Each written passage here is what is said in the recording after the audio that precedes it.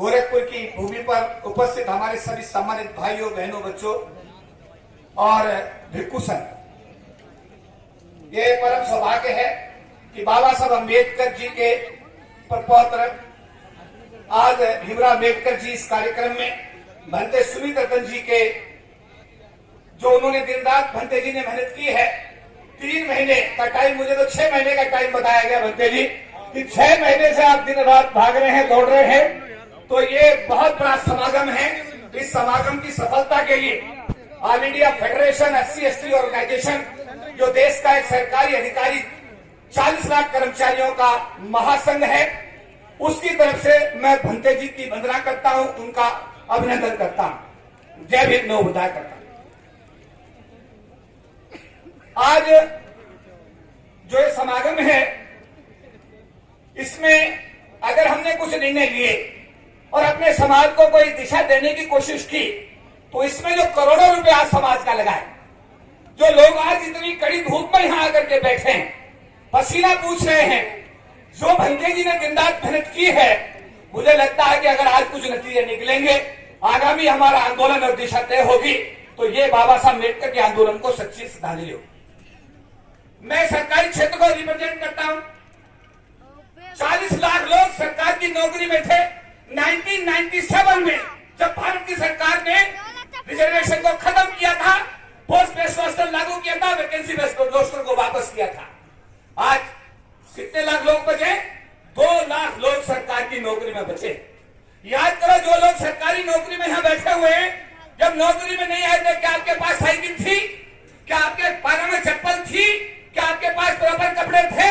ये परम पूज्य बाबा साहब डॉक्टर भीमराव अम्बेडकर के सरकार की नौकरी में दिए हुए आरक्षण से 40 लाख परिवार गरीबी की रेखा से ऊपर आने में कामयाब हुए। उन्होंने 25% का आरक्षण लोकसभा और विधानसभा को भी दिया था बाबा साहब अम्बेडकर ने। उससे करीब पूरे देश में अब तक 10,000 लोग MLA और MP बन करके गरीबी की रेखा से ऊपर आए। और जब एक घर में रोशनी आती है, तो उस घर में अगर मैं 20 आदमियों को जोड़ता हूं, तो 20 लोग एक परिवार से अगर जुड़े हुए हैं, तो 40 लाख यानी 8 करोड़ लोग बाबा साहब अम्बेडकर के सरकार की नौकरी में दिए आरक्षण से, और 10,000 को अगर मैं 20 से मल्टीप्लाई करता हूं, तो 2 लाख लोग पॉलिटिकल आरक्षण से गरीबी की रेखा से ऊपर आए। आज क्या है जी, बाबा साहब अम्बेडकर और गांधी जी के बीच जो पुनः व्यक्त हुआ, उसका क्या हुआ? सरकारी क्षेत्र खत्म कर दिया गया, निजी क्षेत्र को लेकर आ गए, सरकार की नौकरियां बंद हो गई।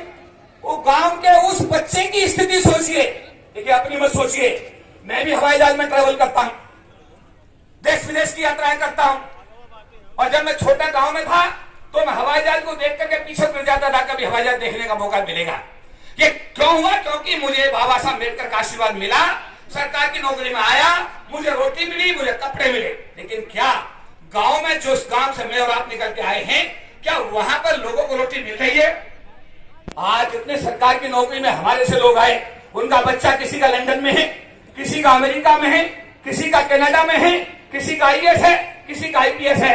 यानी ये बाबा साहब अम्बेडकर के आरक्षण को ये जो 0.23% लोग, 35 करोड़ की आबादी वाले SC/ST समाज में 0.23% जो लोग सरकार की नौकरी में आए, उसका आरक्षण जो भी थोड़ा गाना बचा है, उसका लाभ हमारे जैसे राज्य से लोग ले रहे हैं।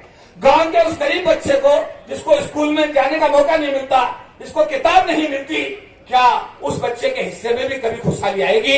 इस पर सोचना विचारना सरकार का काम नहीं, बल्कि हमारा काम भी होना चाहिए। क्या एक बच्चे को, बाबा साहब ने तो अपने बच्चों की कुर्बानी दे दी। बाबा साहब कोई बच्चा IAS नहीं बना, IPS नहीं बना, कोई मिनिस्टर नहीं बना आज तक बाबा साहब का परिवार का आदमी।